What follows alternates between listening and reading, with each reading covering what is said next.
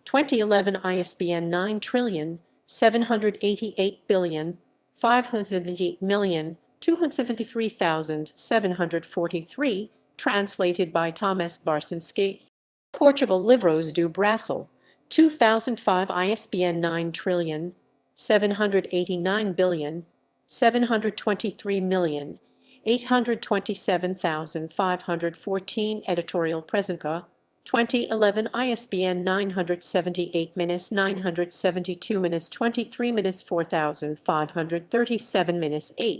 Romanian, Ultima Dorinta, translated by Mihaela Fiscutian Nemura, 2015, ISBN 978-570-670-570-7 Russian, Posledny Zeleny AST 1996, ISBN 5-7921-81-0. Spanish, El Último Dicio, translated by José María Faraldo, Bibliopolis Fantástica, 2002. Serbian, Poslednja Zelja IPS Media, 2009, ISBN 978-86-7274-300-5. Slovak, Zaklinak I Poslední Zelení, plus 2015 ISBN 978-8-259-441-1, translated by Carol C. H. Mell. Traditional Chinese, Lai Mo Shi Zui Hu De Yuan Wang, translated by Lin Wei Yun Gai Yuan Hua, 2011, ISBN 978-986-6157-157-49-3. Turkish, Sundialect Pegasus, 2017. ISBN 978-605-299-18-6, translated by Regape Minersai from German. Swedish, Den Sista Onstningen Koltso, 2010. Korean, Waiseo Isingi Migsori Jumidio, 2011, ISBN 978-89-5000-952-239-2. Simplified Chinese, Cai Mo Ren by Lang Ju Kai, translated by Xiao Long Zhongqing Chu Ban Shi, 2015, ISBN 9780789,229,089,559. Danish Detsidst Onsk Gyldendal, 2016, ISBN 9 Audiobook. A Polish-language audiobook based on The Last Wish and The Sword of Destiny was released in 2011 by Phonopolis and Audioteca.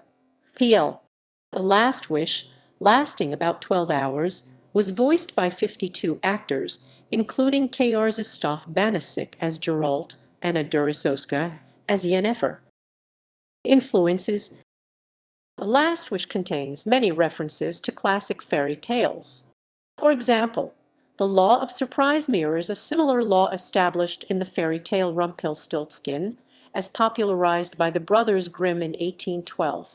Similarly, the story A Grain of Truth features a man who has been turned into a beast through witchcraft, who is eventually turned back into a man through finding true love, as in the classic story Beauty and the Beast. Most notably, in the story A Lesser Evil, the character Shrike is introduced as a princess who was forced to flee her kingdom with the assistance of a huntsman due to an evil stepmother. She later meets a band of 7 dwarves and convinces them that highway robbery is more profitable than mining. This seems to be an allusion to the fairy tale character Snow White. Reception and significance. In 2011, Polish Prime Minister Donald Tusk gave U.S. President Barack Obama diplomatic presents, as is custom, on his visit to Poland. One of these was a signed copy of The Last Wish. The English edition was placed on the New York Times bestseller in June 2015, coinciding with the release of The Witcher 3 Wild Hunt video game.